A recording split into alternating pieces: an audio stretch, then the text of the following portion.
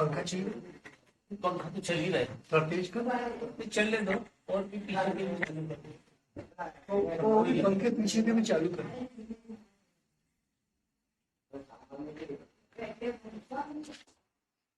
अभी अपन कोई भजन कीर्तन जैसा या बातचीत जैसा, क्या माहौल बनाना अरे भाई कैसा करें? है? आज का दिन सभी मित्रों का अच्छा रहा, अच्छा लगा आप लोगों को,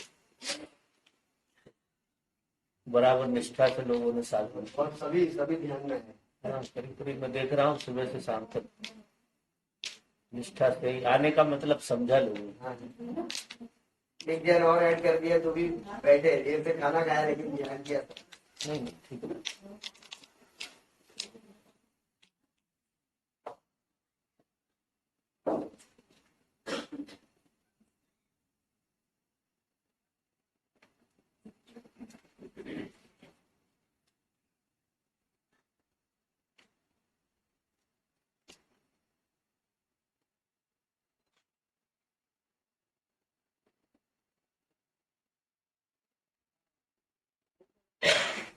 तो अपन कहाँ से शुरू करें बातचीत का दौर? कहीं से तो शुरू करना पड़ेगा।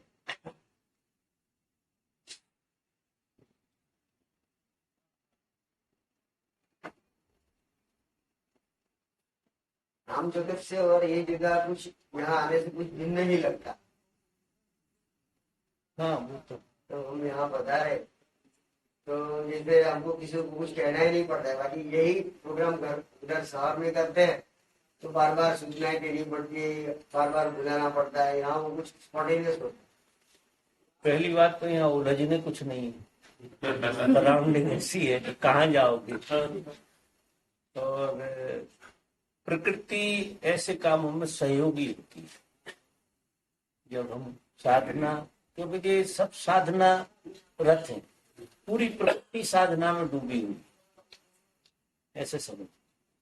क्योंकि एक अवस्था तो प्रकृति की बनी ही हुई है कि वो ठहरी हुई है, और उसका जो सृजन हो रहा वो बड़े ठहराव से हो रहा, माने जिसे कहना चाहिए धैर्य। तो अपन को धैर्य की शिक्षा तो पृथ्वी से ही लेनी, प्रकृति से ही लेनी। प्रकृति में सब एक लयबद्धता में, एक ठहराव में चलता है। यहाँ अपन जब थोड़े दिन रहते हैं तो प्रकृति के साथ अपनी भी ट्यूनिंग बनने लगती है, और कहीं वो रहस्य धीरे धीरे समझ में आने लगता है कि कोई ऐसा तत्व है जो बड़ा मजेदार है, जो ठहरा हुआ। बाकी सब गति चल रही। तो साधना संबंधी कोई भी प्रश्न किसी का बनता, उसको एक बात पहले से कहूंगा कि किसी ओशो के क्वेश्चन आंसर से मिलाना मत। कारण है उसके तो वक्तव्य जो होता है ना, चाहे ओशो का हो चाहे बुद्ध और महावीर का, कोई भी वक्तव्य अल्टीमेट नहीं होता। कायदे से तो वो जब कहा जाता है उसी समय के लिए होता, बाद में वो सब मन हो जाता है और उपद्रव हो जाता है। और हमारी प्रोग्रेस जो नहीं होती, हमारे जीवन में जो गति नहीं होती, वो ये है कि हम मरे तो ज्यादा पकड़ते। शब्द तो किसी के भी हों, वो मरे ही मानिए आप। शब्द तो शब्द ही होते हैं ना, उनका जितना काम हो सकता है थोड़ा बहुत उतना काम होता है। बाकी उसके पीछे पड़ के अगर हम देखते हैं, उसके अर्थ ढूंढते हैं, जैसे आप उसको को सुन रहे, तो उनके शब्द की चोट से जो होता है वो मूल्यवान। उनने कहा क्या है उसका अगर अर्थ पकड़ा तो आपने मन पकड़ लिया, आपकी यात्रा उल्टी जा रही है, आप पीछे की तरफ जा रहे हैं, आगे की तरफ नहीं जा। अक्सर क्या होता है कि उनकी वाणी से गति होना चाहिए। उनने क्या किया कि तुम्हारे स्वप्न को तोड़ा, एक धक्का मारा और तुम्हें आगे की तरफ ले गए, लेकिन मन क्या करता है कि वो शब्द को पकड़ लेता है और शब्द को पकड़ कर बैठ जाता है कि ये अल्टीमेट अल्टीमेट जैसा कुछ होता नहीं है वक्तव्य। अगर ये सब कुछ अल्टीमेट होता तो कृष्ण गीता में जो कह गए थे उससे काम हो गया था, पूरी मनुष्यता की तर जाती उससे। ये बार बार महापुरुषों को आकर रामायण क्यों पढ़ना पड़ती है? जो महापुरुष आता है उसे कोई ना कोई रामायण पढ़ना पड़ती है नए ढंग से। पुराने का तो सिर्फ सहारा लेता है, वो अपने ढंग से पढ़ता है। मेरा निवेदन मित्रों से ये रहता है कि कभी बातचीत में ऐसा होता है अभी के हिसाब की कोई बात निकलती है ना, क्योंकि अभी इस मूवमेंट में किसी व्यक्ति को क्या जरूरत है, उस तरह की बातचीत होना शुरू हो गई। अब उसको आपने अगर ऐसा जोड़ा तो उसने तो इस विषय में कुछ और ही कहा, अब आप उलझे, अब आप गोल गोल घूमोगे और कहीं नहीं पहुंचोगे। तो ये मैं शुरू से ही बता रहा हूं, जिसमें दिमाग ज्यादा लगे नहीं। कुछ बातें ऐसी हैं जो संगत हो सकती है, कुछ बातें ऐसी होंगी जो संगत नहीं होंगी, ऐसा होगा। तो अपन किसी विषय को लेते हैं जहां से भी आप लोग शुरू कराएं, फिर शुरू करते हैं।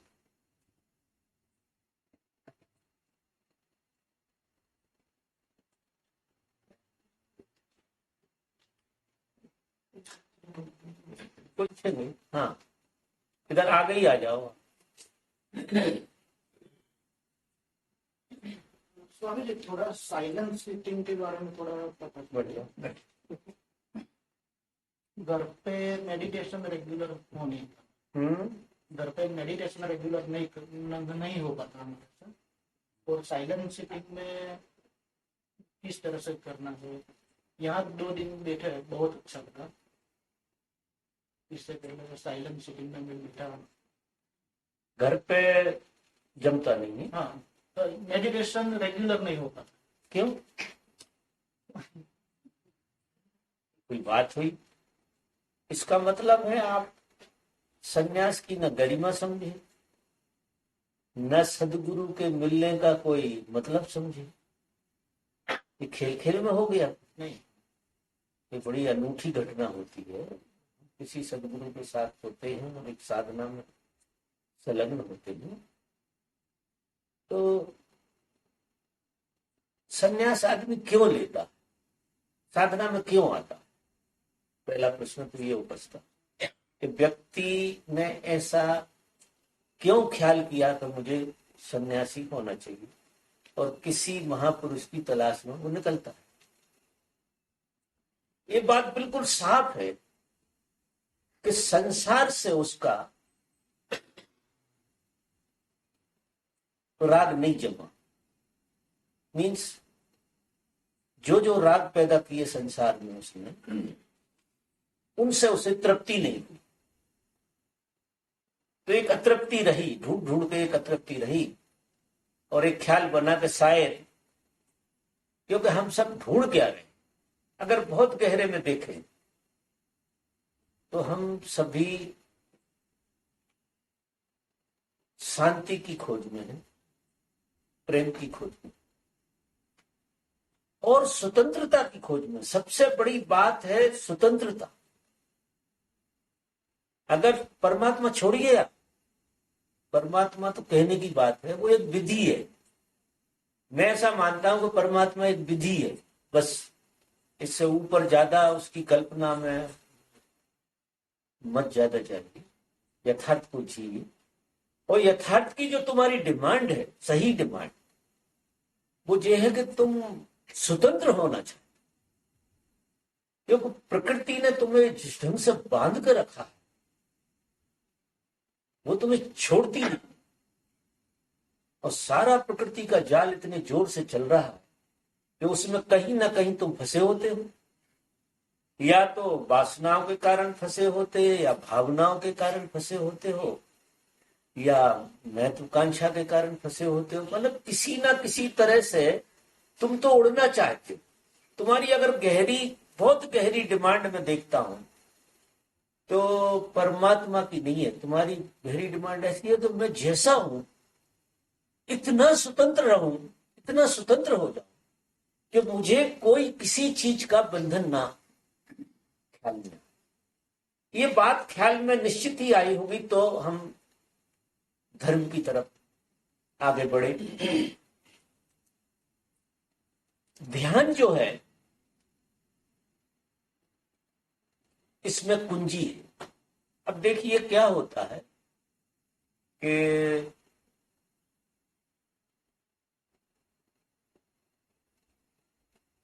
अगर हमें मन से मुक्त होना तो मन से मुक्त नहीं हो सकता, कोई उपाय नहीं है। बुद्धि से मुक्त होना है तो बुद्धि को मुक्त नहीं होने देगी, कोई उपाय नहीं। वासनाओं से मुक्त होना है तो वासनाओं से मुक्त नहीं होने देंगे, कोई उपाय नहीं है। क्योंकि समान जो है ना, जो समान है उससे हमारी लड़ाई होती। समान से सिर्फ लड़ सकता है, ना तो समान को समझ सकता है, ना समान के बाहर जा सकता। एक काम होता है कि समान से झगड़ा करता है। जिस जगह आप है उसी जगह आपकी वासनाएं हैं, तो आप वासनाएं अगर एक घेरे में अगर है तो सिर्फ एक दूसरे से लड़ोगे, इसके अलावा आप कुछ नहीं करोगे। धर्म में हम क्यों आते हैं? धर्म में शायद कोई कुंजी है, अद्भुत कुंजी है जो हमें हर घटना से बाहर ले जाती। ऐसा संत पुरुष कहते हैं कि धर्म परम स्वतंत्रता है। धर्म में आदमी ने अपने आप को निखालिस अनुभव किया, जहां कोई उसे बंधन नहीं होते, ऐसी एक अवस्था होती। अब ये हमारी ही अवस्था का खेल, मजा देखिए, हमारी ही अवस्था गर्त में पड़ी हुई है। अगर आप कभी स्वतंत्र नहीं रहे होते तो स्वतंत्रता का ख्याल नहीं आता। क्यों स्वतंत्रता का ख्याल आता? क्यों पराधीनता सता रही है? कभी तुम बिल्कुल पराधीन नहीं थे, ऐसी एक अवस्था थी जहां तुम पराधीन बिल्कुल नहीं थे। और अब एक पराधीनता पकड़े हुए है तो एक पीड़ा बनी है, सतत पीड़ा बनी है। उसी पीड़ा के कारण हम संत पुरुषों की सानिध्य में जाते हैं, उनके बताए हुए कदमों पर चलना शुरू करते हैं और कुछ बात बनती है। तो आपका प्रश्न ऐसा है कि ये संसार में जब होते हैं तो परेशानी नहीं होती है, और यहां होते हैं तो परेशानी नहीं होती। अब इसमें अंतर क्या आया है? यहां तुम एक तल ऊपर जी गए। जो संसार का तल है उस तल से एक कदम तुम ऊपर हो, और ऊपर होने की वजह से उसके दंश नहीं आ रहे, क्योंकि तुम बिल्कुल ऊपर खड़े हो। जब तुम ध्यान साधना में होते हो तो तुम संसार से एक कदम ऊपर। संसार अपनी जगह काम करता रहता है और तुम उससे न लड़ते न झगड़ते। जो कृष्ण कहते हैं कि गुण गुणों में बढ़ते रहे, वो अपना काम करते रहते हो, तुम बिल्कुल उसकी खटर पटर में नहीं। अब जीवन जीने की अगर ठीक से कला आ जाए किसी को, बड़ा, और धर्म से ही आएगी, दूसरी तरह से तो जीवन जीने की कला किसी को आती नहीं है। देखिए,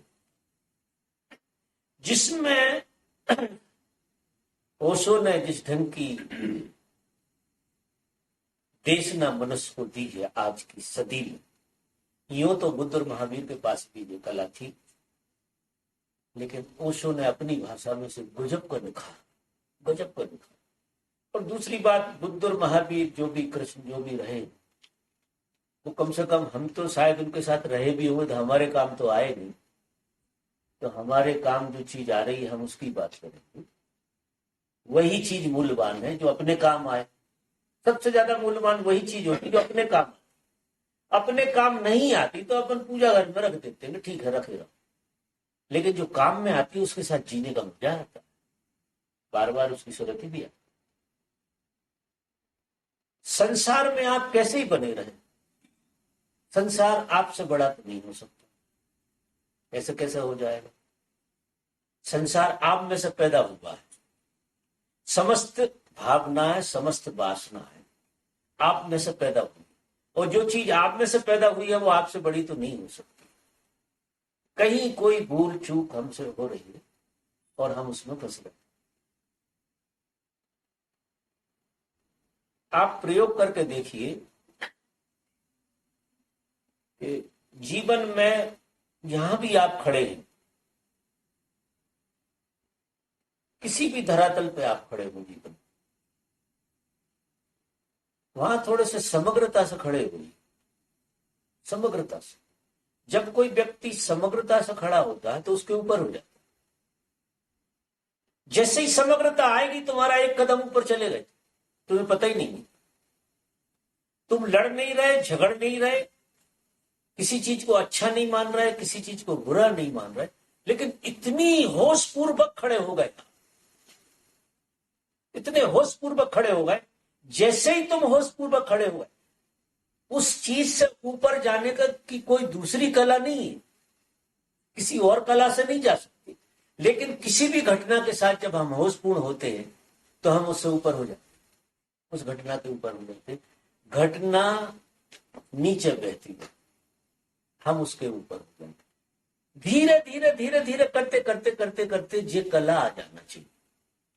अब ओशो की देशना में तो उनने भी कहा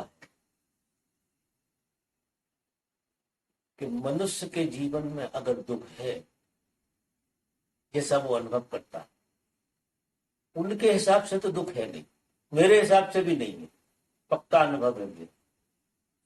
लेकिन अगर जीवन में दुख है तो उसका मूल कारण कोई और मत ढूंढना सिवा मूर्छा। मूर्छा दुख की जननी है। मूर्छा की वजह से हम सिकुड़ जाते हैं, सघन हो जाते हैं और टकराते रहते हैं, एक दूसरे से टकराते रहते हैं। अगर मूर्छा न हो तो आप तरल हो जाएंगे। अब तरल चीज का स्वभाव क्या है, वो एक दूसरे में मिक्स हो जाती है, वो टकराती नहीं, एक दूसरे में लय हो जाती। हम प्रेम के भूखे क्यों हैं? टकराते रहते हैं और नाम प्रेम का देते हैं। क्यों? इतनी सघनता में प्रेम घटता है क्या? इतनी बेहोशी, बेहोशी में कभी किसी के जीवन में प्रेम घटने वाला नहीं, क्योंकि बेहोशी का और प्रेम जाति दुश्मन है, दोनों दुश्मन। बेहोशी तुम्हें सघन करती है और सघन चीज में लय होती है, हो ही नहीं सकती। क्या करेगी? सघन से सघन मिलेगा तो टकराहट होगी, सिर्फ टकराहट कर कुछ नहीं। अगर तरल सघन से भी मिलेगी तो तरल का कुछ बिगड़ने वाला नहीं है, वो सघन चीज उसके आर पार निकल जाएगी, वो छुएगी नहीं उसके लिए, उसके आर पार चली गई बात। जागृति जो है ना, अद्भुत खेल का नाम, जो हम सब ध्यान के जितने प्रयोग यहां कर रहे हैं, वे अगर गहरे में देखें तो जागृत होने के प्रयोग। हम जैसे हैं पक्की बात सोए हुए। अगर हमारे जीवन में दुख है, अगर हमारे जीवन में कसाय है, अगर हमारे जीवन में घृणा है, तो एक बात पक्की है कि जीवन सोया हुआ है। और जे सोए हुए आदमी के लक्षण ऐसे समझिए। अगर आप ही हैं पाठशाला, आप ही शिक्षक हैं, आप ही सुधारेंगे अपने लिए, तो आप इतना निरीक्षण करके जिए कि अगर मेरे जीवन में किसी भी तरह का दुख पैदा होता है तो मेरी बेहोशी इसका कारण, दूसरा कोई कारण होता ही नहीं है। कितनी ही लोग तर्क देते रहे, तर्क से समझाते रहे, दूसरा कोई कारण नहीं होता। एक ही कारण है कि जीवन के दुख का केंद्र बिंदु जो है ना, बेहोशी में।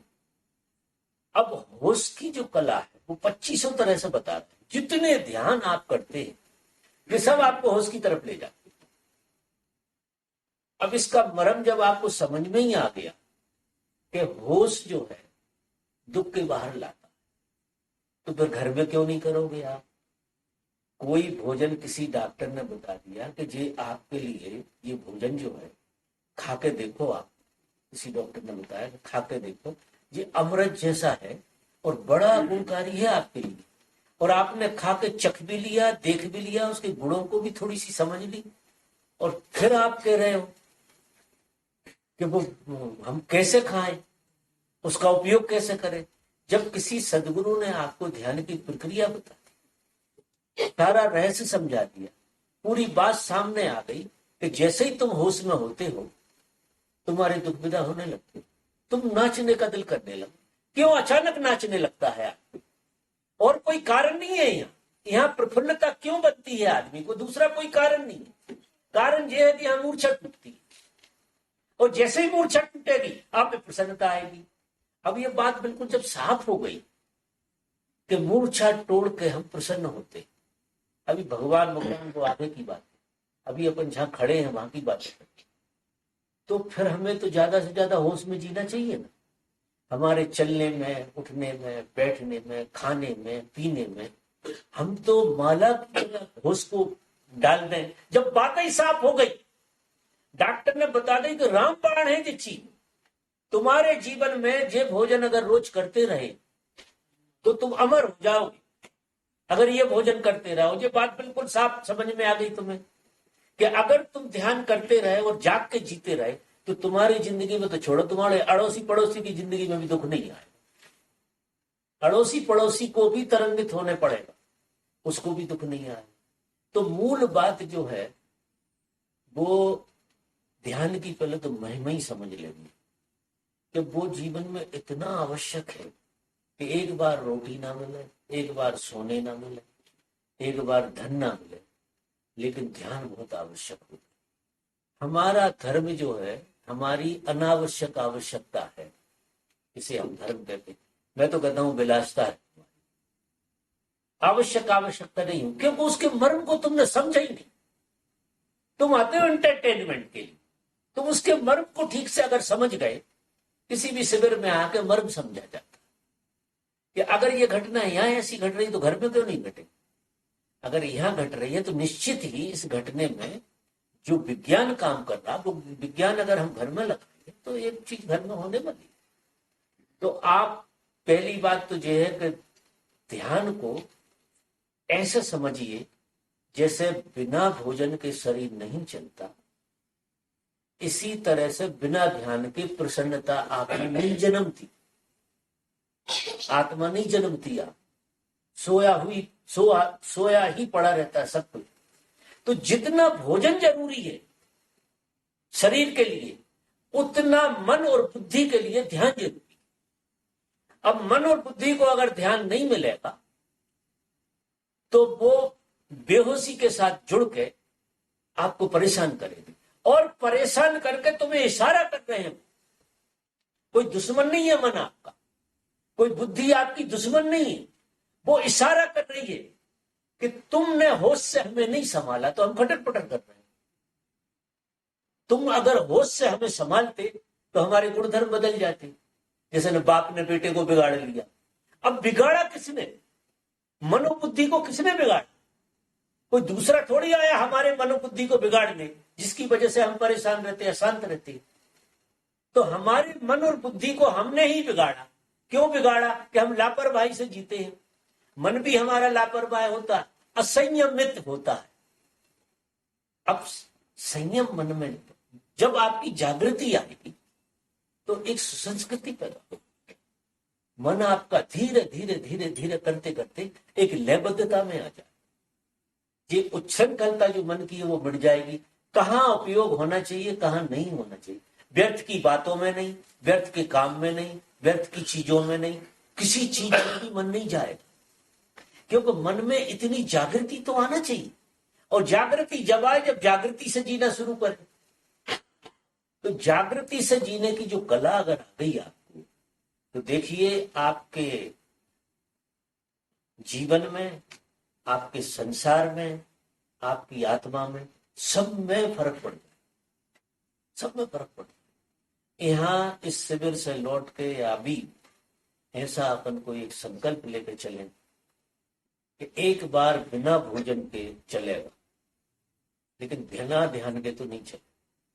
मैं मित्रों से कहता हूँ 6 बजे नहीं कर पाते ध्यान, नहीं हो पाता ध्यान, 5 बजे सवेरे उठ जाओ, 4 बजे सवेरे उठ जाओ। लेकिन किसी और काम के लिए हमें ध्यान को मिस करना, मतलब इससे क्या होता है, एक दिन ध्यान मिस होने से कोई बड़ी बात नहीं होती, लेकिन एक चीज साफ होती है कि तुमने महिमा नहीं जानी।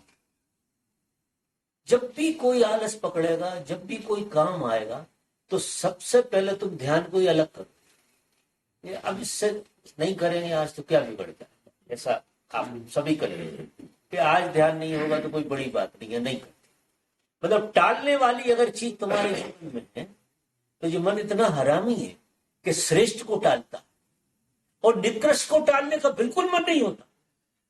उसे इतने जोर से पकड़ोगे जिसका कोई हिसाब नहीं, और जब टालने का मन होगा तो जरा सी अड़चन के कारण तुम निकृष्ट को नहीं टालते, और जरा सी अड़चन के कारण तुम ध्यान को टाल देते, यार कल कर ले, परसों कर ले, ऐसी क्या अटक रही। अब एक दिन में थोड़ी बुद्ध हुए जाते, एक दिन में बुद्ध नहीं हुए जाते, एक दिन में तुम भोजन नहीं करते मर थोड़ी जाते हो। ऐसे तुम्हारा तर्क ऐसा है कि एक दिन में, लेकिन देखिए अगर हार्मोनी टूटेगी, एक दिन बिना खाए तो तुम्हारा चल जाएगा, कारण है उसका ध्यान का स्टोर नहीं होता। बड़ा विचित्र खेल, भोजन का तो स्टोर है, क्योंकि भोजन जो है, जो जितनी ज्यादा जीवंत चीज होती है, जितनी ज्यादा उतनी ही उस चीज का स्टोर नहीं होता। उसका आप स्टोर, आज का ध्यान कल के लिए काम आएगा ऐसा नहीं है। बड़ा विचित्र खेल है, आज का भोजन कल काम आ जाए, कल काम आ जाए, लेकिन आप कहो कि मैंने परसों ध्यान किया था और आज काम आ जाएगा, ये गलत बात। परसों जागे थे आज काम आ जाएगा, वो नहीं। परसों आप परसों के लिए जागे थे और आज के लिए जाग रहे हैं, क्योंकि ये प्रकृति का तो एक खेल है कि प्रकृति सतत तुम्हें बेहोशी की तरफ ले जा, बेहोशी की धारा सतत तुम में जुड़ती जा रही। अहंकार भी एक धारा की तरह जुड़ता है और बेहोशी भी एक धारा की तरह जुड़ती है। तो अगर तुम कहो कि वो कल का ध्यान आज का, अब आज के उस दिन के बीच में इतना बड़ा फासला हो गया, उसमें दुनिया भर की चीजें समा गई। अब दुनिया भर की चीजें समा गई तो तुम्हारे अंदर कचरा तो बहुत हो गया, और तुम कह रहे हो कि वो परसों कर लिया था ना ध्यान, 1 हफ्ता से तो कर रहे थे, 1 हफ्ता से कर रहे थे, वो सब कचरा, सब बेकार हो गया। क्योंकि असली में क्या होता है कि ध्यान बहुत नगद चीज का नाम है, इसका कोई स्टोर नहीं है। इससे तो बल्कि जिन्हें सूत्र समझ में आ जाता है, दिनों की बात नहीं पलों की बात हो जाती। ये दिनों की बात नहीं है, ये दिनों की तो मैं कह रहा हूं क्योंकि तुम थोड़ी समझ नहीं पाओगे बात को। ये दिनों की नहीं क्षणों की बात। ध्यान तुम्हें प्रतिपल नया करना है, और जितना ज्यादा सातत्य तुम्हारे जीवन में ध्यान का होगा उतना मूर्छा का प्रवेश तुम में बंद हो जाएगा। और जब मूर्छा का प्रवेश तुम में बंद होने लगेगा, तुम में एक फिर एक सतत करंट तुम्हारे अंदर बनेगा, सतत ऊर्जा तुम में एक बहती रहेगी, जब तक तुम्हारे भीतर ऊर्ध्वगमन पैदा ना हो जाए। जे चीज अपने से न चलने लगे, सब चीजें अपने से चलती हैं एक अवस्था के बाद। जैसे एक छोटा सा पेड़ है, तो उस पेड़ को शुरू में हमें संभालना पड़ता है, फिर क्या होता है, वो अपने से चलता है। और तुम कहो कि 4 दिन पानी नहीं देते यार, क्या फर्क पड़ता है, 4 दिन में उसकी कितनी आयु खो जाएगी। हो सकता है वो कोई डेलिकेट पेड़ हो तो 4 दिन में खत्म ही हो जाए, क्योंकि जीवन की शुरुआत है। आप कोई नए जीवन में प्रवेश कर रहे हैं और जीवन की इतनी डेलिकेट शुरुआत है जिसका कोई हिसाब नहीं। तो हम शुरू तो करते हैं। लोग कहते हैं कि शिविर में आते हैं बड़ा मजा आता है। अब शिविर में कोई चीज की शुरुआत हो जाती है और शुरुआत का आप मजा लेते हैं, तो वो वही हुई बात कि घर जाके कहोगे कि यार अपन तो ध्यान करके आ रहे हैं और शिविर करके आ रहे हैं, आप तो मौज करते हैं। फिर 5-7 दिन तुम्हें उपद्रव करने, जो तुम्हें जचेंगे वैसे उल्टे सीधे उपद्रव करो, तो उसी पेड़ जैसी अवस्था तुम्हारी होने वाली कि जो नया पेड़ लगा था उसमें 4-5 दिन पानी नहीं मिला, तो फिर तुम पानी डालते रहना उसमें, फिर पानी शायद काम करे ही नहीं, क्योंकि जड़ें जैसी खोखली, मुश्किल से तो जड़ें जमती हैं। ये जो ध्यान की जड़ है असली में बड़ी मुश्किल से जमती है, पहली बात तो दुनिया में इसका खेल होता नहीं है। सारे संसार के लोग कोई और भाषा बोल रहे हैं, ध्यान की तो कोई भाषा बोलता नहीं है। जीवन के परम सत्य की बात तो होती नहीं है, जीवन के झूठ की बातें होती रहती हैं। और झूठ को सच माना है लोगों ने, और सच की बड़ी तारीफ करते रहते हैं। अब एक दूसरे की तारीफ करते रहते हैं, हम हिप्नोटाइज होकर सब काम करते रहते हैं। तो वो तुम्हें चीजें उधार मिल जाएंगी। ये चीज तुम्हें उधार नहीं मिलने वाली, ये तो नगद खेल है। ये तो तुम करोगे, तुमसे ही पैदा होगा। क्योंकि इसमें ध्यान में क्या हो रहा है कि तुमसे पैदा हो रहे हो। मजा देखिए, और चीजें बाहर से पैदा हो रही हैं तुम्हारे यहां पर, लेकिन तुम वो बाहर से पैदा नहीं हो सकते। कोई उपाय नहीं है कि तुम बाहर से पैदा हो, तुमसे पैदा हो। अब जब तुमसे पैदा हो रहे हो तो तुम्हें कितनी ध्यान की जरूरत है यार। तुमसे ज्यादा श्रेष्ठ और क्या है तुम्हारे लिए? तुमसे ज्यादा मूल्यवान क्या है तुम्हारे लिए? कोई चीज मूल्यवान नहीं है ना। तुमसे ज्यादा कोई चीज मूल्यवान है क्या? फिर तुम उसका मूल्य कैसे खो देते हो? जब तुमसे पैदा हो, और यहां जिस समझ में आने लगता कि कुछ तुमसे पैदा हो रहा, कुछ तुम में घट रहा। जब तुम 2-3 दिन ध्यान करते हो लगातार, सच्ची निष्ठा से करते हो, तो ये होने ही वाला। तुम्हें ऐसा लगने लगेगा कि कुछ मेरे अंदर हो रहा, कुछ पनप रहा है। पता नहीं है, ध्यान के माध्यम से अपने बीज को ठीक जगह पर डाल दिया। जब ठीक जगह पर डाला तो उसमें से कुछ रिसना शुरू हो गया, फूटना शुरू हो गया। तो वो सही जमीन मिल जाती है तो बीज पनपने लगा। अब बीज पनपना शुरू हुआ, थोड़ा बहुत अंकुर फूटा, और आप घर जैसे ही गए और आपको लगा कि बहुत मजे रहे। फिर तुम दूसरों से कहने में समय खराब करोगे। जो गरीब यहाँ आए नहीं है उनके प्राण लोग, अरे वहां गए थे राजपीपला, बड़े मजे रहे, और ऐसा रहा वैसा रहा। ये फालतू की बातें कर करा कि तुम भी उसी लाइन में आ जाओगे जिसमें दूसरा आदमी बैठा, बिल्कुल उसी लाइन। जब तक तुम मानोगे ही नहीं उसकी लाइन में ना आ, वो भी तुम्हें सुनता रहेगा कि आना तो यही है, 2-3 दिन सुना, कोई खास बात नहीं। अगर तुमने ये सूत्र पकड़ में आ गया तुम्हें कि तुम्हें तुमसे पैदा, साधक को ये बात बड़ी गहराई से घुस जाना चाहिए कि उससे ही पैदा होना, और कोई उपाय नहीं है। आपका उदय आप में से होने वाला है। जो भगवान कहते हैं कि द्विज हो जाना, भगवान कहते हैं एक जन्म तो तुम्हारी माँ बाप से और दूसरा जन्म तुम्हारा तुमसे होता है। अब तुमसे जब तुम्हारा जन्म होगा तो माँ ने तो तुम्हें संभाल लिया गर्भ में, उसने तो बड़ी अकल लगाई होगी कि गर्भ में ओवरसन नहीं हो पाया, तुम्हें संभाल लिया। लेकिन तुम्हारा कितने बार ओवरसन कर रहे हो, इसका कोई हिसाब नहीं। मुश्किल से बीज पनपता तो पता नहीं कहाँ फेंक देते। मुश्किल से कोई महापुरुष की कृपा होती है, कोई वातावरण मिलता है, बहुत बढ़िया चीज चालू हो जाती है, और तुम गए कचौड़ी खाने, तुमने कोई ना कोई ऐसा उपद्रव कर डाला कि तुम्हें ओवरसन कराने की इतनी आदत है कुछ पूछो।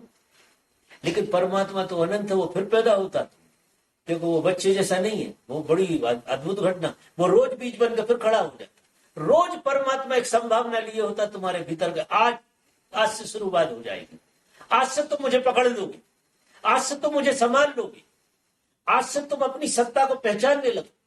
तो जब जब भी तुम ध्यान करो, जब जब भी तुम साधना में उतरोगे, तो परमात्मा तुम में प्रकट होता हुआ बहुत बहुत धीमी गति से, इतनी जिसे तुम मजा कहते हो, जिसे तुम आनंद कहते हो, वो परमात्मा का अंकुरित होना है। या दूसरी भाषा में, मेरी भाषा में तो मैं ये कहूंगा कि तुम्हारा ही अंकुरित होना। तुम पैदा होते हो, क्योंकि मजा तो पैदा होने का है। अगर कोई व्यक्ति सतत पैदा हो, कितना मजा आएगा, क्योंकि पैदा होने का गजब का मजा है। ये किसी को ये सूत्र पकड़ में नहीं आ रहा कि पैदा होना कितनी अद्भुत घटना है। अगर तुम रोज रोज ऐसा अनुभव करो कि तुम पैदा हो रहे, तुम हो रहे, तुम्हारे भीतर से तुम हो रहे, तो तुम्हारे जीवन में 4 चांद लग जाए। तुम्हारा जीवन ऐसा फला फूला सा लगेगा कि आज की आज ऐसा लगेगा कि आज का दिन अगर आखिरी भी हो जाए तो कोई दिक्कत नहीं, क्योंकि तृप्ति इतनी होगी तुम्हें। आज तुम भरपूर पैदा हो गए। इसमें क्या है धर्म में कि हमें रोज ही पैदा होना है और रोज ही समाना। जो दिक्कत आती है वो ये आती है कि लोग ये चाहते हैं कि हम 6 महीना 8 महीना साधना कर लें, 10 महीना साधना कर लें और बीच बीच में ब्रेक मारते रहें और किसी दिन समाधि लग जाए। ये बिल्कुल नहीं घटने वाला है। मर जाओ तुम शीर्षासन कर करके, और इस तरह के डंडे खेलोगे तो बहुत सारे लोग मरे जा रहे हैं। वो सक्रिय ध्यान भी करते हैं, दूसरे ध्यान भी करते हैं। ये तो जब वो गर्भ में आता है तो उसी क्षण से समानने वाली बात है। जस पनिहार धरे सिर गाकर, जैसे माँ को पता लगता है कि उसके गर्भ में बच्चा रह गया, उसकी चाल बदल जाती, उसका होना बदल जाता, उसका ढंग बदल जाता, उसका जीना बदल जाता। देखो पूरी प्रकृति उसको एक जागृति में ले आती। तुम्हें बिल्कुल पता लग जाता है कि तुम्हारे भीतर कुछ शुरू हुआ है, लेकिन तुम इतने लापरवाही से, और जिस चीज की हम कीमत नहीं करेंगे वो चीज हमारी क्यों कीमत करेगी। हम कितने ही फिर पापड़ बेलते रहे, बस वो छू छू के चीजें चली जाएंगी, छू छू को चली जाए, वो छुएगा, तुम में कुछ होएगा और गायब हो जाए, और पीड़ा देगी, और पीड़ा देगी। क्योंकि जब 4-5 दिन तुम ध्यान कर लेते हो तो मजा आ जाता है, फिर इससे ज्यादा दुख होने वाला तुम्हें पक्का मान। क्यों कि तुम्हें एक प्रकृति ने बहुत बढ़िया मौका दिया था संवारने का, तुम नहीं संवार पाए। जैसे कोई व्यापार के लिए किसी को कुछ दे दे, अगर 2-3 बार दे और वो ना संभाले तो फिर प्रकृति ऐसा उसे मौका ही नहीं देती कि ये तो नालायक है, अब इसे तो मौका ही नहीं देती। बहुत लोगों को जो मौका नहीं मिल रहा जो आपको मिल रहा, आप आश्चर्य करेंगे। करोड़ों लोग हैं दुनिया में, करोड़ों। ऐसा वातावरण कहाँ मिलता, ऐसी खुशी कहाँ मिलती, ऐसी समझ कहाँ मिलती, और ऐसा जीने का सुंदर सा संयोग कहाँ मिलता। और भगवान ने कुछ ऐसा अद्भुत किया है तुम लोगों के साथ कि तुम जरा से भी मटक लेते हो ना, जरा से भी, तुम तो मटकने को मटकते हो, तुम्हें तो पता ही नहीं है मटक के हो क्या जाता है, तुम तो मटकने को मटक लेते हो। लेकिन मटकने में क्योंकि तुम किसी महापुरुष से जुड़े हो, तो ऐसे झूठे सांचे मटकने में भी तुम्हारे भीतर कुछ घुस जाता, एक प्रसन्नता आने लगती तुम्हारे भीतर। तुम समझ नहीं पा रहे परमात्मा कितना उतावला है तुम्हें प्रकट होने के लिए। जरा से लहर से, जरा एक ध्यान किया आपने तो कुछ होने लगता है, एक ही ध्यान में। मैं साधुओं को, बहुत साधुओं को जानता हूं, उन्हें इन चीजों का बिल्कुल पता नहीं, बेचारे तपस्या कर करके मरे जा रहे और राम राम जप रहे हो, पता नहीं क्या क्या कर रहे हो, और दुनिया भर की एक जड़ता पैदा हो गई क्योंकि सूत्र हाथ में लगा ही नहीं, कुछ उल्टे सीधे। ये तो सारे पापड़ बेल बाल के अपन आए हैं। सदगुरु के प्रेम में आना, जीवंत गुरु को समझना, ये बहुत पापड़ बेलने के बाद घटता है। बहुत सारी ये दुनियादारी, जितने दुनिया में कर्म हो रहे सब हम करके आए, सब नासमझियां हमने की है, ऐसा कुछ भी नहीं है।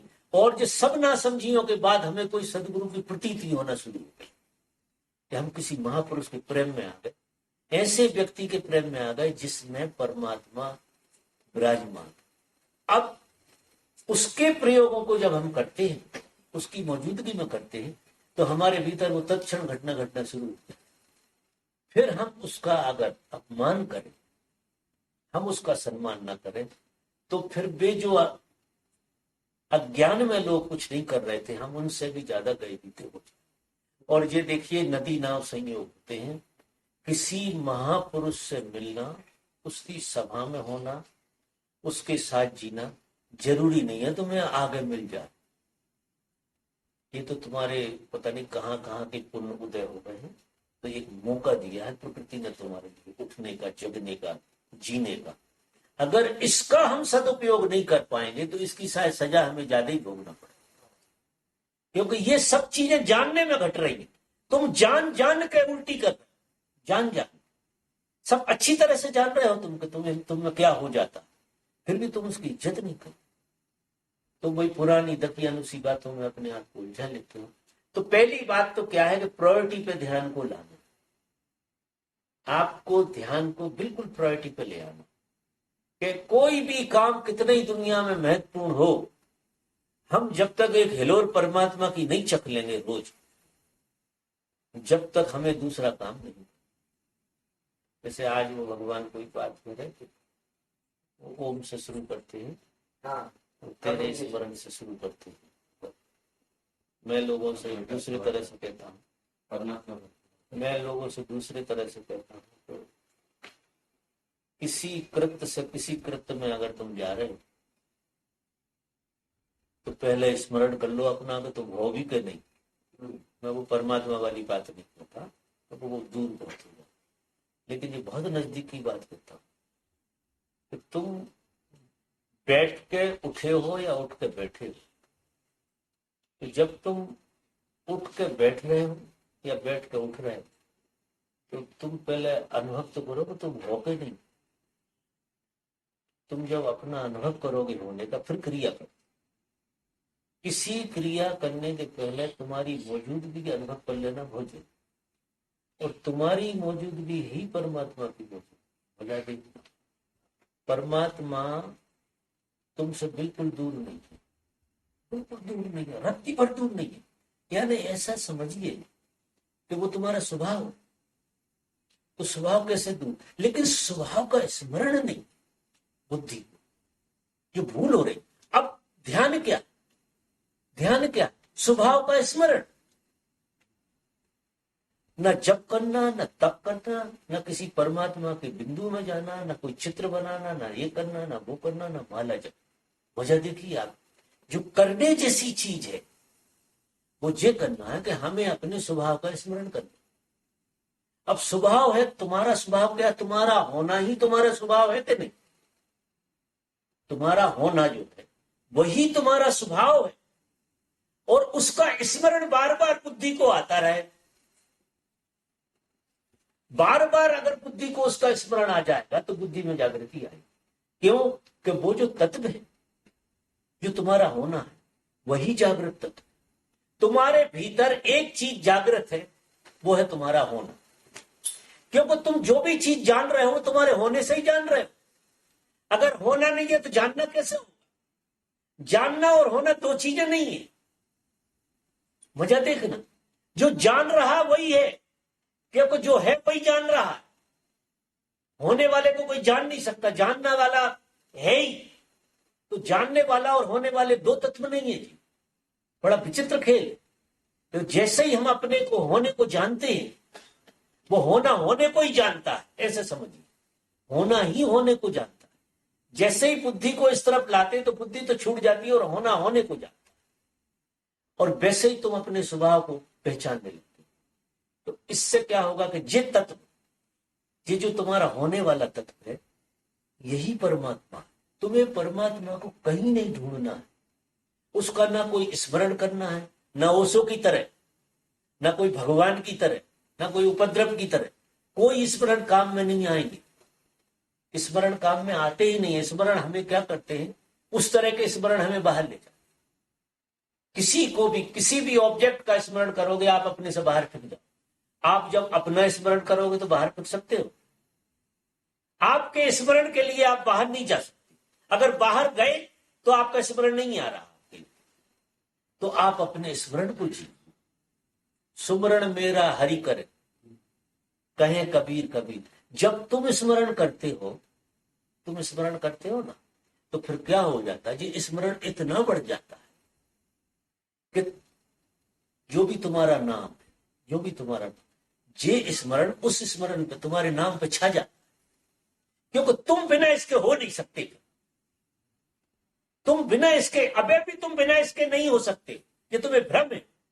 तुम्हारे होने के बगैर तुम हो सकते हो, जो भी तुम हो। अगर तुम्हारा होना नहीं है तो तुम कैसे हो जाओगे? इसका मतलब है तुम्हारा होना तो तुम्हारे होने के पहले ही है ना, तुम तो बाद में हुए, होना तो पहले ही है ना।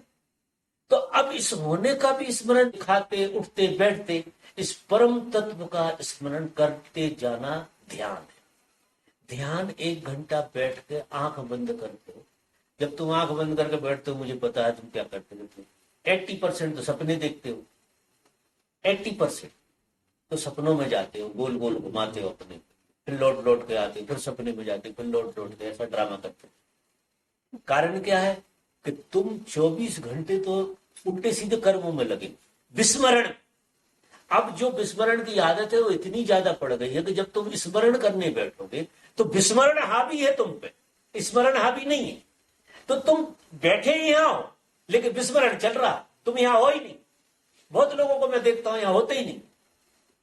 मैं जरा चुप चुटकुली सी लेता हूँ कहीं कहीं देख के, तो मुझे लगता है कि जी यहाँ है ही नहीं है, महाराज बैठे यहाँ है, लेकिन एक विस्मरण चल रहा पता नहीं कहाँ का, क्योंकि सपने में जीने की तो पड़ी हुई है आदत। ये चीज यथार्थ में अगर पकड़ लिया, खाते, उठते, बैठते, चलते, आप अपने स्मरण से भरे रहिए, अपने होने के स्मरण, क्योंकि ये यथार्थ चीजें हैं, ये स्वप्न नहीं है। अब तुम्हारा खाना है, ये स्वप्न नहीं है। तुम्हारा पीना है, स्वप्न नहीं है। तुम्हारा बात करना बिल्कुल स्वप्न नहीं, तुम्हारा चलना बिल्कुल स्वप्न नहीं। इनमें तुम स्वप्न कम देख पाओ, क्योंकि ये यथार्थ जाता। आंख बंद करके बैठ के सुविधा खूब स्वप्न देखते, तो कहे जा रहे हो ध्यान ही, उसमें सुविधा बहुत है। तुम सपने ज्यादा देखते हो और स्मरण तुम्हें तुम्हारा कम आता। और यहां जो अब तुम्हारे स्मरण को छालो अपने, तो तुम्हारे हाथ घुमाने में तुम्हारे अब मजा इतना आएगा कुछ पूछो। अगर तुम तुम्हारे स्मरण से भर गए तो तुम्हारे जिंदगी के सब पाप कट गए।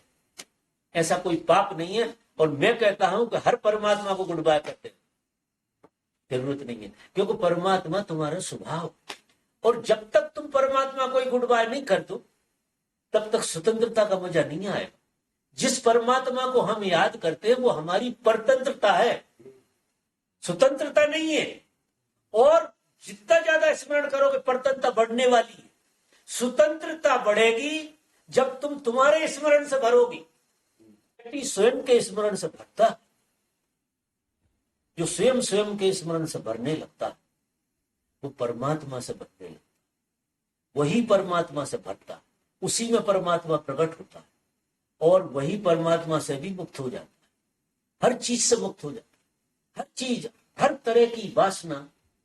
ऐसे वासना कैसे फटक जाए? तुम तो पहले ही मौजूद, जिसका तुम्हें उपयोग करना।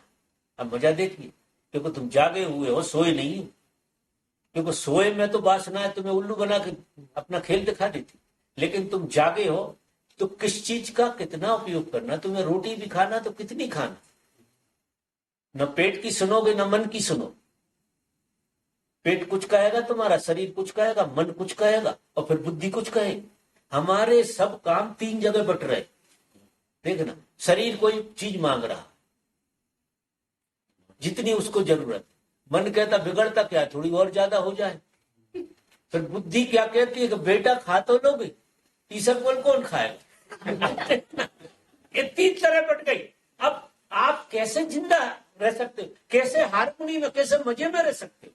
कारण कि आप तीन जगह बट गए, आपके तीन टुकड़े हो गए। आपका शरीर कुछ कह रहा है, मन कुछ कह रहा है, बुद्धि कुछ कह रही है। घटना को चौथी हो जाए, घटना चौथे स्थान पे चली। अब ये क्यों हो रहा है सब कुछ? कि हमें हमारा स्मरण नहीं। अगर हमारा स्मरण हमको है तो हमारा मन हमसे पूछ के कहेगा, हमारा शरीर भी पूछेगा कि कितना खाना खाना चाहिए, मन भी पूछेगा कि कितनी तृप्ति चाहिए, और बुद्धि भी पूछेगी कि क्या व्याख्या करना चाहिए। ये सब लयबद्धता में आ जाएंगे, ये सब हारमोनी में आ जाए, ये सब हमारे गुलाम हो जाए। अभी हम इनके गुलाम, बहुत गहरी गुलामी है हमारी शरीर की।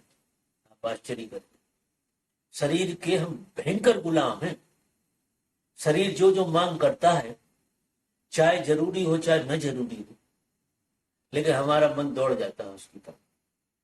हम शरीर के गुलाम हैं, मन के गुलाम हैं और बुद्धि के गुलाम। तीनों तरह से हमें गुलामी इतनी जोर से पकड़े हुए और हम स्वतंत्रता स्वतंत्रता चिल्ला रहे।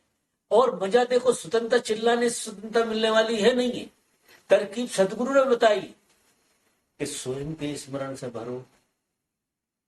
अगर आप स्व के स्मरण से भरना शुरू करेंगे तो बुद्धि अपना अस्तित्व छोड़ देगी, मन अपना अस्तित्व छोड़ देगा और शरीर अपना अस्तित्व छोड़ देगा। शरीर बार बार हमें डरवाता है कि मैं मर जाऊंगा। देखो जी, गुलाम, ये शरीर बहुत बदमाशी देता है और ऐसी कहकर हमसे दुनिया भर के नाटक करवाता, दुनिया भर के उपद्रव, ऐसी ऐसी चीजें इकट्ठी करवा लेता जिसका कोई हिसाब नहीं। और जरा सी भी गाफिलता करी तब न तो वो कहता मैं मर जाऊंगा, क्योंकि उसकी चल रही है, तो उसका कोई मालिक तो है नहीं, तो वो खुद मालिक हो गया। फिर शरीर की मालिकियत हमें भोगना पड़ रही है। फिर मन की मालकियत भोगना पड़ रही, फिर बुद्धि की मालकियत भोगना पड़ रही। हम 3 तरह की जंजीरों में ऐसे फंसे हुए हैं। ये 3 तो खास है, वैसे तो बहुत सारी, ये 3 खास। अगर आप अपने स्मरण से भरेंगे तो शरीर की मजाल है कि कह दे कि मैं मर जाऊं। तू होता कौन है मरने वाला? ऐसा कैसे मर जाएगा बिना मेरी मर्जी के? अगर तू मरेगा तो मुझसे पूछ के मरेगा, ऐसा कैसे मर जाएगा? मन अगर उपद्रव करे तो किससे पूछ के कर रहा भैया? मैं बैठा हूं यार, तो मुझसे पूछ के कर। बुद्धि करेगी तो बुद्धि के पीछे लग जाएगा एकदम बोध कि जा कर रहे हो, किस कल्पना में, किस भावना में, किस वासना में। और जैसे ही बोध आता लौट के वो बैरंग लौट जाता, हर चीज बैरंग लौट जाएगी। आपका शरीर संतुलित हो जाएगा, आपका मन संतुलित हो जाएगा, आपकी बुद्धि संतुलित हो जाएगी, और आपके जीवन में इतनी फ्रीडम आएगी, इतनी स्वतंत्रता का बोध होगा, इतनी स्वतंत्रता का तुम्हें किसी परमात्मा की जरूरत नहीं पड़े। और परमात्मा की किसी को जरूरत है भी नहीं, मजा देखो आप, बिल्कुल नहीं है। अगर ये 3 चीजें संतुलित हो जाएं तो किसी को तो ये सताती है, ये अच्छा है कि सताती? क्योंकि ये सता के ही तुम्हें याद दिलाती, ये सताती है तो ये 3 तरह की विभूति हैं, और ये सता के तुम्हें याद दिलाती है कि तुम संतुलित हो गए कि नहीं। नहीं, किसी कोई परमात्मा को रस थोड़ी है इन 3 चीजों से तुम्हें सता रहा, ऐसा नहीं। वो जगा रहा, वो बार बार तुम्हें जगा। अगर तुम जाग गए और तुम्हें समझ में आ गए तो तुम्हारे जीवन में संतुलन आ गया, तो मस्ती हो जाएगी। ख्याल में आ रही मेरी बात? तो घर में या घर के बाहर बात वही की वही रहेगी, चाहे तुम घर में रहो चाहे घर के बाहर रहो। अगर तुमने अपना समय आलस और प्रमाद में खोया, जागृति में नहीं लगाया, तो मेरे देखे तो नुकसान ही कर रहे हैं। हमें मजा जिंदगी में क्यों नहीं आ रहा? शायद हम नुकसान भर रहे हैं। जैसे कोई आदमी धंधा करता है, नुकसान ही भरता रहता है, तो नुकसान भरता रहता है तो उसे मजा नहीं आएगा। तो नुकसान भर रहा है, फायदा तो हो नहीं। तो हम जितने लोग भी जो कर रहे हैं उसमें सुबह से शाम तक नुकसान भरते रहते, फायदा हाथ में आता नहीं। शाम को बस इतना होता है कि नुकसान भर लिया, ऐसा कमाया है, ऐसा तो मुझे आज भी देखना मुश्किल हो जाता कि जो ये कहे कि मैंने तो यार आज बहुत कमाया। जैसे शाम को कोई नाच रहा हो, कोई उत्सव बना रहा हो, कोई इतना आनंदित हो रहा हो कि 10-20 आदमियों में आनंदित करते, तो मैं कहूंगा कि कमाया है। शाम को आदमी की ये हालत हो जाती है कि वो नुकसान भर के बस बैठ गया है, मतलब चित्त लेट गया, सीधा कोने में गिर गया, ऐसे समझिए ये हालत हो जाती। इसका मतलब है कि हम सब लॉस के धंधे कर रहे हैं, जो भी कर रहे हैं उस धंधे में सिवाय नुकसान के कुछ हो नहीं रहा। और फायदे का काम जो है ना, बिना पूंजी के। कुछ अच्छे लोग क्या कहते हैं कि मूर्ख लोग पूंजी से धंधा करते हैं, कुछ समझदार लोग ऐसी बात। जो मूर्ख होते हैं ना वो घर की पूंजी से धंधा, ऐसा कहते हैं। जो समझदार हैं वो तो उधार की पूंजी से काम चला, और धंधा तो उधार की पूंजी से होना चाहिए, घर की पूंजी तो लगाना ही नहीं, बिल्कुल नहीं, ऐसा कहते हैं। ऐसी बात कहते हैं कि अगर धंधा घर की पूंजी से किया तो काय का धंधा किया, तो तुम धंधेबाज हो ही नहीं, फिर तुम्हारे धंधे में कोई दम नहीं है। धंधा तो वही है जो घर की पूंजी नहीं लगना चाहिए, बाहर की पूंजी। और तुम बाहर की पूंजी से खेल सकते हो ना ढंग से। अब घर की पूंजी पूरी लगा के बैठ गए धंधे में, खेल पाओ? डर तो लगा ही रहेगा कि डूब ना जाए, मर ना जाए। बाहर की में तो लगेगा डूबेगी तो डूब जाए, दिवालिया हो जाएंगे और क्या, भाग जाए, कुछ कर लेगी, ऐसा ख्याल पड़ जाता है, बचने के रास्ते निकला। और घर की जितनी जमा पूंजी है वही लगा के बैठ गए। तो जो कुशल होते हैं ना लोग, कुशल, वो इस तरह का खेल करते, और इसमें तो बड़ी कुशलता चाहिए। ये कोई दूसरे तरह का खेल, ये तो बिना पूंजी का खेल है बिल्कुल। अब ये ऐसा खेल है कि किसी पूंजी की जरूरत नहीं है। वहां तो तुम्हें दूसरे की पूंजी लगाना है, अपनी नहीं लगाना, ना जहां तुम्हारी लगाना ना दूसरे की लगाना। ये बिना पूंजी का खेल, और फायदा दुनिया भर का। ऐसा कोई धंधा है दुनिया में कि बिना पूंजी का करो, ना तुम्हारी लगाओ ना दूसरे की लगाओ, या तो किसी और की लगाओ या अपनी लगाओ। लेकिन ऐसा कोई काम जिसमें ना किसी की लगानी नहीं है, लगाने के बाद कुछ है ही नहीं, तुम पे है क्यों लगाओ। तो ये बिना पूंजी का खेल, ना अपनी ना दूसरे की। और इतना बढ़ता है जी, क्योंकि इसकी थाएं नहीं है। जो धंधा पूंजी से होगा उसकी थाएं होगी, क्योंकि पूंजी कितने गुना होगी, 4 गुना, 6 गुना, 10 गुना, 100 गुना, 1000 गुना, 2000 गुना। लेकिन ये जो पूंजी है ना, ये तो आर पार का काम है। ये शुरू होती है, इसका अंत नहीं होता, इसे गिन नहीं सकते। ये ऐसी कोई असीम जिसे कहना चाहिए। परमात्मा की यात्रा में असीम आनंद है, असीम, गिनती नहीं है। ये यात्रा इतनी अद्भुत है कि इसमें काउंटिंग नहीं है, क्योंकि ये किसी पूंजी से शुरू नहीं हुई है, ये शून्य से शुरू हुआ है। अब जो आदमी शून्य से धंधा करे, पूंजी घर की भी ना लगाए, दूसरे की भी ना लगाए, आप अंदाज लगाओ उस आदमी का, शून्य तो विराट ही होगा ना। शून्य से शुरू हो, और ये बिल्कुल शून्य से शुरू होता, क्योंकि तुम पहली बात तो ये तुम मान लो कि धर्म में तुम्हारे हाथ में कुछ भी नहीं है लगाने के लिए। क्या लगा रहे हो आप धर्म? कुछ भी नहीं लगा रहे, कुछ है ही नहीं लगाने के लिए, क्योंकि कंगाल तो पहले से ही बैठे हुए हो, तब तो धर्म में आए हो, तो लगाने तो कुछ है ही नहीं। सीधी सीधी बात है। अब आप ईमानदारी से शून्य में सिर्फ खड़े हो जाए, सिर्फ खड़े हो जाए।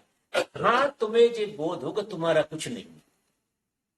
ये कितना सुंदर सा खेल है, जहां तुम्हें ये बोध हो जाए कि तुम्हारा कुछ नहीं, और तुम खड़े हो बस, तुम बिल्कुल निपट अकेले खड़े हो, निपट अकेले, जहां तुम्हारा कहने के लिए कुछ भी नहीं है। लेकिन तुमसे जो रंग पैदा होगा, तुम जब निपट होगे, किसी का साथ नहीं होगा, उससे जो रंग पैदा होगा, वो रंग ऐसा चढ़ता है, वो रंग ऐसा चढ़ता है कि उस पर फिर कोई रंग नहीं चढ़ता। वो अद्भुत रंग कि राम रस जो है ना, इसके मुकाबले कोई दूसरा रस नहीं। इसको कोई रस नहीं ढांक सकता, और कोई रस इस रस को बिगाड़ नहीं सकता। मजा देख लो, क्योंकि जो दुनियादारी के रस तुम्हारे जितने भी हैं, इन्हें जरा सा कोई चीज डाल दो तो जो कुरस हो जाते, देर नहीं लगती, क्योंकि कायदे से देखो तो भी रस है ही नहीं, रस का भ्रम है। अब जो रस है ही नहीं वो ही बिगड़े, जो रस है वो कैसे बिगड़ जाएगा? तो ये जो राम रस जो शून्य से पैदा होता है, इसे दुनिया की कोई ताकत बिगाड़ नहीं सकती। तो लोग कहते हैं कि संसार में तो बड़ा उपद्रव। अरे ऐसा कैसे है यार उपद्रव? तुम्हें राम रस चढ़ गया और संसार का रस तुम्हें परेशान कर दे, तो राम रस नहीं चढ़ा होगा यार, कोई गड़बड़ हो रही है। ईमानदारी से देख लो कोई गड़बड़ हो, ये तुमने ढोंग धतूरे कर लिए होंगे ध्यान के और साधना के और इसके और उसके, और फिर घर में जाते हो तुम चाहे पत्नी हो, चाहे बच्चे हो, चाहे जी हो, वो सब तुम्हारी नानी याद दिलाती थी। इसका मतलब है कि तुम्हें राम रस तो नहीं लगा। राम रस का शायद धोखा हो गया होगा, धोखे भी होते हैं, क्योंकि धोखा खाने की तुम्हें आदत पड़ी हुई। तो राम रस का अगर धोखा हो गया तो कोई भी रस चढ़ जाएगा उसको, फिर तुम कहोगे मैं तो बड़ा मजे में था, इनने खराब कर दिया। भैया तुम मजे, जब ये तुम्हें आनंदित नहीं कर सकते तो खराब कैसे कर सकते? जब कोई आदमी बड़ा प्रसन्न होता है तो ये नहीं कहता कि इनकी वजह से प्रसन्न, कोई नहीं कहता आज तक। बड़े प्रसन्न बैठे तो इनकी भगवती है, इनकी वजह से नहीं, इनकी वजह से नहीं। और अगर गड़बड़ है तो या तो इनकी वजह से या इनकी वजह से नहीं, फिर समझ में नहीं आ रहा इनकी वजह से। मतलब वजह कोई और डाल देंगे, कोई ना कोई वजह मानेंगे उसकी। और मैं कहता हूं कि जी जो रामरस है ना, ये जब चढ़ता है तो कोई वजह नहीं, और कोई का किसी भी तरह का रंग इसमें चढ़ता नहीं। तो रामचंद्रिया ऐसी है कि इस पर किसी का रंग, एक बार रामचंद्रिया ओढ़ ली तुम तो फिर कोई भी चंद्रिया का रंग आप पे चढ़ने वाला नहीं। तो एक सादे सब सदे, सब सादे सब जा। अगर किसी ने स्वयं का स्मरण करना शुरू कर दिया तो ये समझ लो कि उसने लंका जीती। सारा खेल एक अपने स्मरण से, स्वयं के होने के स्मरण से आपकी नैया पार हो जाए। तो डटे रहिए। स्मरण करके आप किसी चीज का धोखा खा सकते हैं, लेकिन हकीकत में आप प्रसन्न नहीं रह सकते, फ्री नहीं रह सकते। बहुत बड़ा लेक्चर हो गया है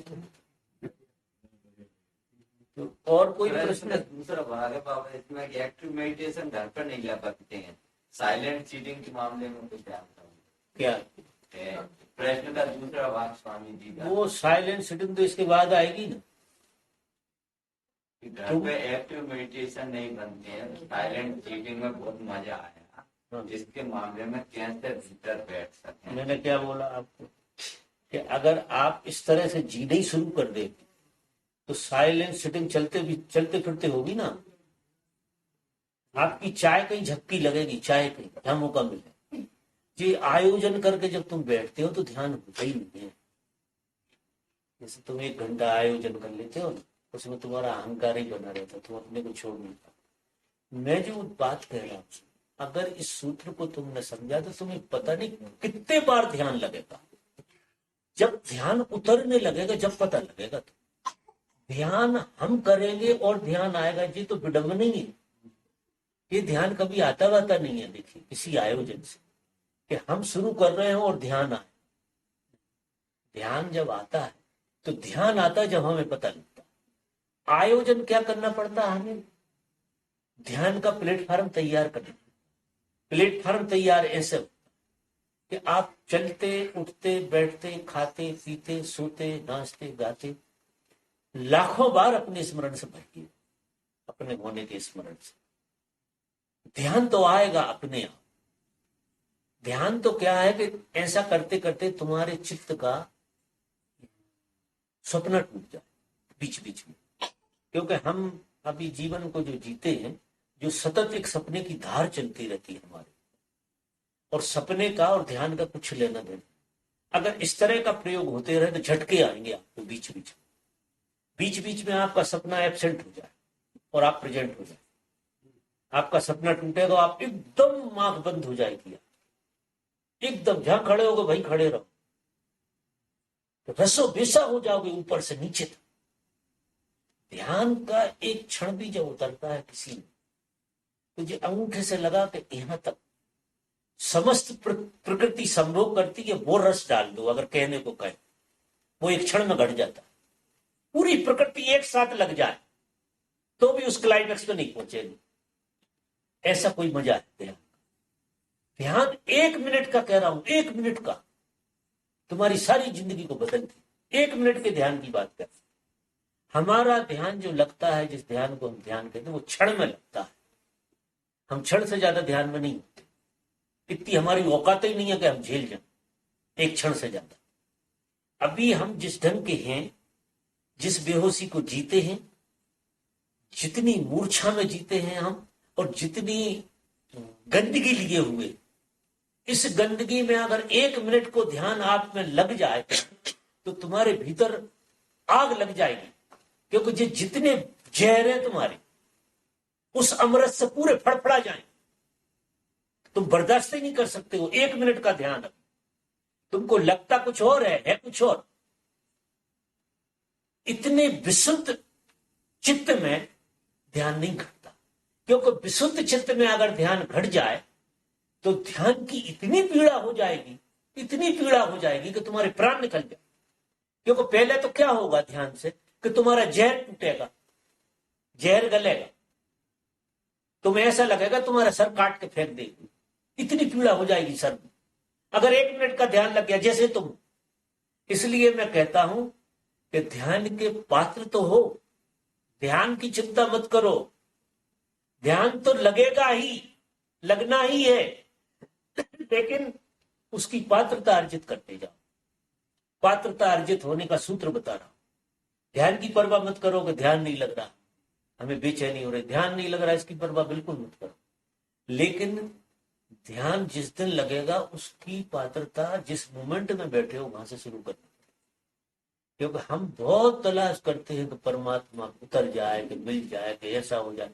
शायद तुम्हें पता ही नहीं है कि तुम झेल पाओगे कि नहीं।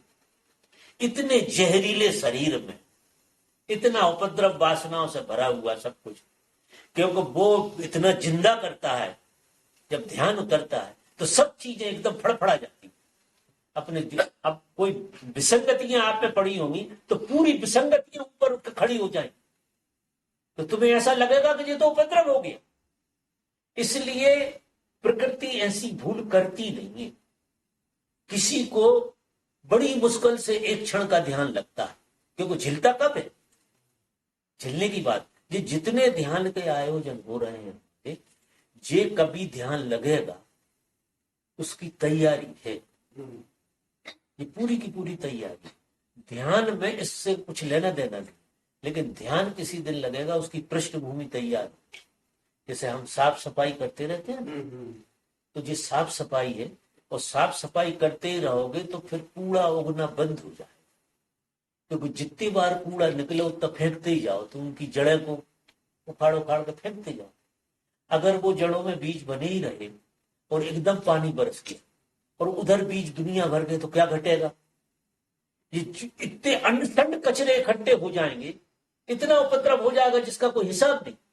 तो ये परमात्मा कोई अद्भुत घटना का नाम, ये जो तुम्हारा स्वभाव, जो वो तत्व है, वो ऐसी घटना का नाम है कि अगर जैसे तुम हो, तुम्हें अगर थोड़ी देर के लिए छू जाए तो वो वही हालत होगी कि जमीन में दुनिया भर का कचरा था और पानी से एकदम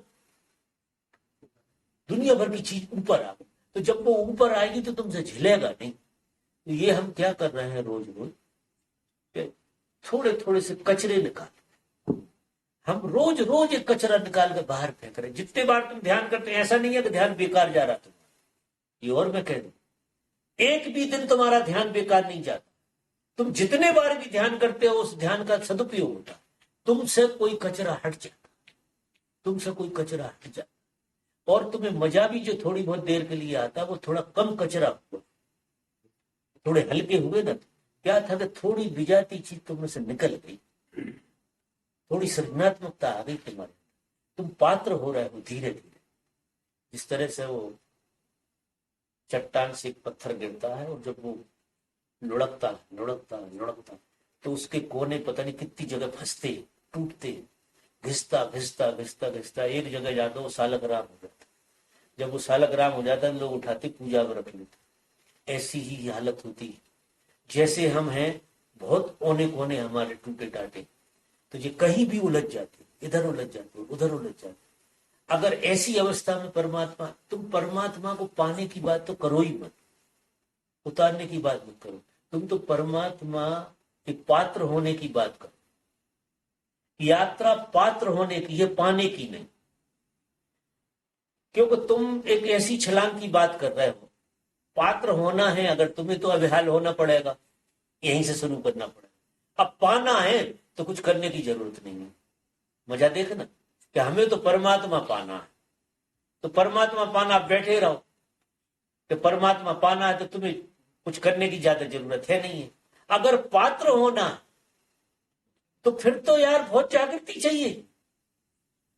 पात्र अगर होना है तो अपात्रता क्या है वो देखोगे आप, कि मेरे अंदर कौन सी चीज है जिसके कारण परमात्मा नहीं उतर रहा। परमात्मा तो सदैव उतरा हुआ है, सतत उतरा हुआ है, लेकिन वो प्रकट क्यों नहीं हो रहा? अगर वो प्रकट नहीं हो रहा है तो मैं ये मानूं कि मैं अपात्र हूं, और अगर अपात्र हूं तो उसका कोई रास्ता है, और मैं ऐसे मानूं कि पात्र तो मैं हूं ही, वो उतर नहीं रहा, उसकी कृपा नहीं हो रही, और फिर एक आशा बना के बैठा हूं कि एक दिन तो कृपा हो ही जाए। तुम ऐसी आशा बना के 10 जन्म बैठे रहना, कुछ नहीं होने वाला। 10 जन्म में ऐसी आशा बना के, हम लाखों जन्म से यही तो आशा कर रहे हैं, और क्या कर रहे हैं कि वो उतर जाएगा। हम तो एक आशा से भरे हैं बस, और आशा से नपुंसक आदमी भरते हैं, किसी भी चीज की आशा से, चाहे धन की हो और चाहे इस तरह की। जीवंत आदमी की जिंदगी में आशा का कोई मूल्य नहीं, क्योंकि जीवंत आदमी तो यथार्थ को जिएगा यार, आशा से थोड़ी काम चले। वो तो जहां खड़ा है, जिस प्लेटफॉर्म पर खड़ा है, उस प्लेटफॉर्म पे प्रैक्टिकल होकर जिएगा, और प्रैक्टिकल होकर चीजों को देखेगा, जिएगा। तो हमें पात्रता अर्जित करनी है, और पात्रता अर्जित करने में सबसे ज्यादा गहरी कोई चीज काम में आती है, वो है ध्यान। ध्यान से जीना, ध्यान से उठना, ध्यान से बैठना, ध्यान से बोलना, ध्यान से खाना, मतलब हर कृत्य के पीछे ध्यान लगाओ। ध्यान कोई ऐसी घटना नहीं है आंख बंद करके बैठ गए परमात्मा उतर जाए। बैठो तुम, बड़े बड़े ऋषि मुनि बैठे, हजारों साल से बैठे, किसी को कुछ नहीं होता। सपने जरूर देख लोगे परमात्मा के उतरने के, बहुत लोग देख लेते। बड़े दिनों से बैठे रहोगे तो एक जड़ से हो जाओगे तुम, और जब जड़ हो जाओगे तो एक नींद जैसी होगी तुम्हारे अंदर, और नींद में फिर बड़े मजेदार सपने, ऊर्जा बरस रही है, भगवान कृष्ण बिल्कुल रथ में चले आ रहे हैं, तुम्हारे आगे से निकल गए। ये सब चीजें तुम देखते रहोगे, इन सब चीजों से कोई काम वाम होने वाला। इतनी सी चीज आएगी ना, इतना चूहा आ जाएगा इधर से चूहा, तो वे कृष्ण भगवान के दर्शन बेकार हो जाएंगे। वो चूहा तो हिला देगा पूरा, और कृष्ण भगवान के अब हाल ही दर्शन हुए थे थोड़ी देर पहले, वो बेकार हो जाए, किसी काम नहीं आने वाले। और फिर ऐसा लगेगा यार वो कृष्ण भगवान भी धोखा ही है। तो धीरे धीरे करके ऐसे लोग नास्तिक हो जाते। ऐसे ही लोग जो आशा से भगवान को मानते हैं वे निराश होते हैं। आशा पूरी जब नहीं होगी तो निराश होगे, और निराश होगे तो अब तुम्हारा दूसरा हथियार काम करेगा, तुम कहोगे परमात्मा है ही नहीं, बेकार की बात है। अब तुमने इतनी जड़ता अपना ली, फिर जिसने परमात्मा को नकार दिया कि वो है ही नहीं, वो आदमी तो रिवर्स गियर में चला गया। एक बात, उसके जीवन में संवेदना ही मर जाएगी पूरी। तो पात्र बनना जो है ना हमारा काम, हम पात्र कैसे बने? तो हम पात्र बनने के लिए अपात्र कहां है कि मेरी बात नहीं बन रही। अब यहां से चालू कि मेरी अपात्रता क्या है जो संत पुरुष कहते हैं परमात्मा है और मुझे समझ में नहीं है। अगर मुझे समझ में नहीं आ रहा तो निश्चित ही कोई अपात्रता होना चाहिए ना मेरी। तो गड़बड़ कार्य खोट। अब अपने खोट निकालो, कहां बेहोशी फंसी है, कहां होश नहीं जा पा रहा, कहां होश की चिंगारी नहीं घुस रही है। अब होश को घुसाते घुसाते घुसाते घुसाते जितने कोने आपके हैं सब टूट जाए। और आप एक दिन जब पात्र होगे तो पात्र का होना और परमात्मा का उतरना दो चीजें नहीं। पात्र होता है उस दिन वो स्वीकृत हो जाता, उसी क्षण, दिन नहीं उसी क्षण जैसे ही पात्र हुए तो स्वीकृत हुए। देखो बच्चा जब 9 महीना में पूरा हो जाता है तो प्रकृति धक्के मारने लगती, वो एक दिन बर्दाश्त नहीं करती, एक दिन बर्दाश्त नहीं करती, वो बाहर फेंकती है उसे। क्या जादू है? जैसे ही 9 महीने हो गए उसका पूरा हुआ और इसके बाद वो धक्का मारती है और बाहर फेंक देती। तो जिस दिन तुम पात्र होगे उस दिन परमात्मा ना उतरे, ऐसा कैसे हो सकता? तो इसकी तो परवाही मत करना कि परमात्मा उतर क्यों नहीं रहा, शिकायत से मत बन। एक बात साफ है, चलते उठते बैठते एक स्मरण बना रहे कि भूल कहां हो रही, कहां कहां जागृति नहीं है, कहां कहां अपात्र तक घेरे हुई है। तो अगर तुम होश पूर्वक जियोगे तो वे कोने अंधेरे के, उन अंधेरे के कोनों में तुम्हारा प्रकाश जाने लगेगा। और जैसे जैसे वे कोने भरने लगेंगे तुम्हारा पत्थर सुगढ़ होने लगा तो तुम में से ही कोई मूर्ति खड़ी हो जाए, सारे कोने टूट जाएंगे। तुम में से जो प्रतिमा पैदा होगी, और तुम में से जो प्रतिमा पैदा होती है वो अद्भुत होती है, और उसी प्रतिमा की तुम तलाश में हो। ऐसा नहीं है, तलाश तो तुम अनगढ़ पत्थर की तरह हो, और तुम्हारे भीतर छुपी हुई है कोई मूर्ति, और उस मूर्ति का ख्याल तुम्हें सताया जा रहा है।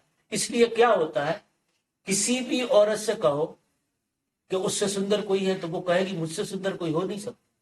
कोई आदमी की भी यही हाल, आदमी से कहो कि भैया तेरी क्या स्थिति, तो वो कहेगा यार मैं जैसा हूं ना इस दुनिया में कोई नहीं हो सकता ऐसा। अब उसका दोष नहीं है जी, ये जो मूर्ति कह रही है उसकी, ये जैसा वो दिखाई दे रहा वो नहीं, उसके भीतर जो संभावना छुपी है परमात्मा के प्रकट होने, ये परमात्मा का वक्तव्य। क्योंकि परमात्मा ही कह सकता है ये बात कि मेरे जैसा कोई नहीं। आदमी की क्या औकात है, आदमी के माध्यम से निकल रही है ये बात, लेकिन आदमी की औकात नहीं है जी, ये परमात्मा का ही खेल है।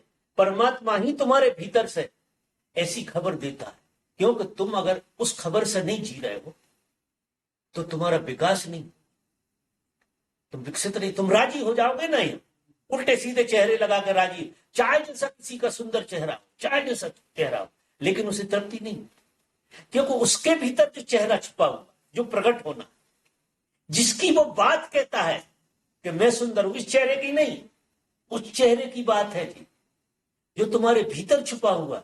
चाहे जैसा कुरूप हो यहां आदमी, उसके भीतर भी वही चेहरा छुपा हुआ। इसलिए कुरूप भी अपने को कुरूप नहीं मान सकता, क्योंकि हिलोर भीतर से आती है। इससे जो बाहर के, इससे देखने की जरूरत नहीं है। ना यहाँ कोई सुंदर है, ना यहाँ कोई असुंदर है, यहाँ सब एक ही माया चल रही है।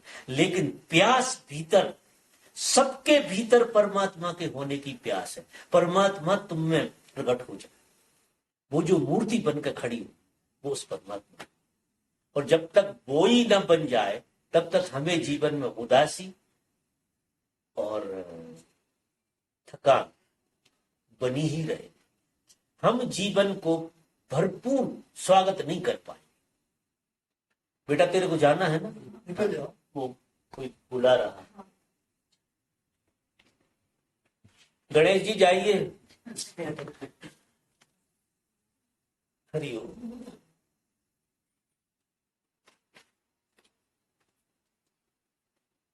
जा रहे हैं आप भी? क्यों, इसके काम है, आपको भी काम है। अच्छा, इनको समाधि के लिए छोड़ जाना, आपकी वजह से नहीं लग रही है।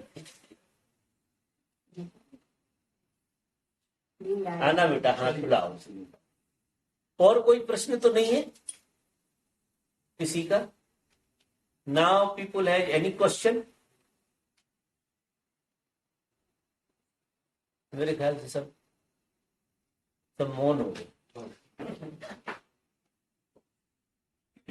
या कहने लायक नहीं बची। कुछ तो हो गया होगा।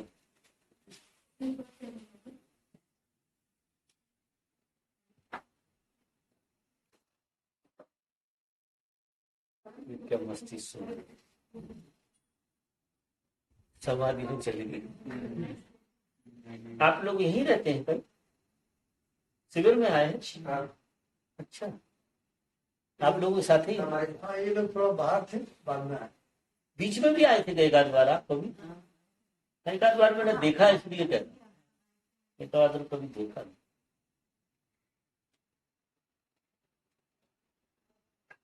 तो सभा समाप्त करूं? तो अब मुझे नहीं लगता किसी का प्रश्न बचा है, क्योंकि यहाँ कुछ पूछने पाछने की बात नहीं, थोड़ी करने जैसी बात आ गई, जीने जैसी बात आ गई।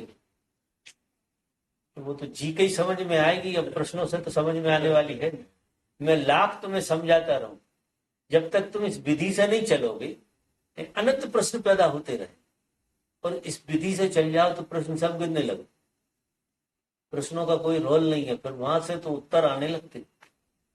जब कोई ठीक यात्रा पे शुरू होता है तो उसको उत्तर मिलने लगते, उसके प्रश्न पैदा नहीं होते, उत्तर आता। वो उत्तर कैसा आता? हर चीज जानी हुई सी लगती। कुछ घट रहा है आपके भीतर, ऐसा लगता है जैसे कि मेरी गवाही है। वो प्रश्न नहीं बनती, वो उत्तर बनती। ऐसा बनता है यार जी कुछ ऐसा था जैसे जाना माना। जब साधक गहरी साधना में जाता है, शुरू में होते हैं, जब अपने से उत्तर आने शुरू होते हैं, अपने से, और एक एक चीज गवाही देती है, एक एक चीज, कि सब जाना सा लगता है। ऐसा लग रहा है जैसे जो हुआ था अब प्रकट हो रहा, जैसे पड़ा हुआ था खुल गया। ऐसे करते करते ये यात्रा, एक बार ऐसा सूत्र समझ में आ जाता है, साधक सुबह से शाम तक इस खेल को देखता और शाम से सुबह तक इस खेल को देखता, रोज नया नया कुछ प्रकट होता है और सब जाना जाना सा लगता है, अनजाना और जाना सा लगता है। और अनजाना जब जाने में आता है तो बड़ा करंट सा देता है। ना तो ऐसा है कि पूरा ना जानने जैसा, और ना ऐसा है कि पूरा जानने जैसा। अब गजब का खेल, सब रहस्यमय जैसे, कुछ जाना सा लग रहा है, कुछ अनजाना सा, कुछ जाना सा लग रहा है, लेकिन वो आपको नहलाता चला। आप एक एक कदम पे नए होते चले जाते, एक एक घटना आपको गवाही देती रहती। तो ये असली में शुरुआत जब शुरू होता है इस तरह से, और अगर इस तरह से चलना हमने शुरू किया तो देखो कितनी जल्दी शुरुआत तो पहले दिन से ही होगी। जिस दिन कोई आदमी जाग के जीने लगे उसके जीवन में नई शुरुआत हो जाए। आपको पता ही नहीं है आपको क्या क्या चीजें समझ में आने लगी नए ढंग से। जागृति से जीने का इतना मजा है, इतना मजा है जिंदगी में कि जागृति तुमको जितना रिच करती है, तुम्हारे भीतर की सारी गरीबी मिट जाती, दैहिक दैविक भौतिक सब तरह के ताप विदा हो जाती। बीमार होकर भी तुम बीमार नहीं रहोगे, गरीब होकर भी तुम गरीब नहीं रहोगे, अमीर होकर भी अमीर नहीं रहोगे, दुखी होकर भी दुखी नहीं रहोगे। वो कुछ ऐसा खेल है कि ये सब चीजें पेरा फेरी पर रह जाती। ये दिखाई देती हैं, रामकृष्ण को दुख दिखाई दे रहे हैं किसी को, ये सब दिखाई देने में भीतर दुख नहीं, भीतर तो कोई रास ही चल रहा, कोई अलग खेल चल रहा। ठीक है, अब मैं तो सवेरे तक बोलता रहूं, अगर आप खुलवाते रहे। ठीक।